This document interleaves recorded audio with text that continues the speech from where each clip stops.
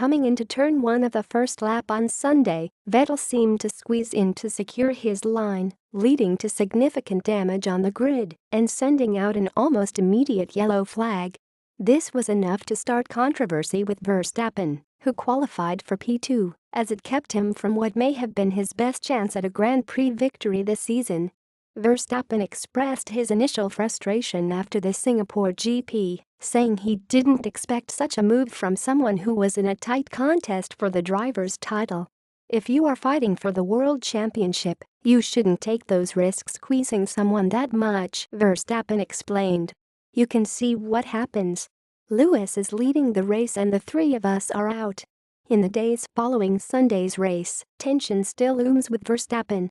When asked if Vettel had apologized for the incident, the young Dutchman said no, quickly following up. He did say something like, "Yes, in hindsight things could have been done differently. But what's done is done." He then added that, if it were Hamilton in Vettel's shoes, it'd be a completely different story. Ferrari's social media page was prompt to suggest that Verstappen had been the root cause of the first lap crash. This was enough to cue in Max's father and former F1 racer, Jost, on the situation.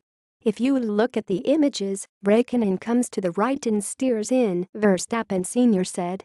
"But if you look at the footage more closely, you can also see that Vettel comes to the left and Max is in between them. He can't go to the left and he can't go to the right. You can hardly blame Max for any of this," he said. The event was reviewed by race stewards afterwards, who eventually deemed it a racing incident. Jost says it's all a matter of politics given Vettel's earlier run-in with Lewis Hamilton at Baku. "If he gets a penalty now, then I think they would also need to suspend him for a race, so this might but be another political game and deemed a racing incident. But I don't think that would be fair," the elder Verstappen said.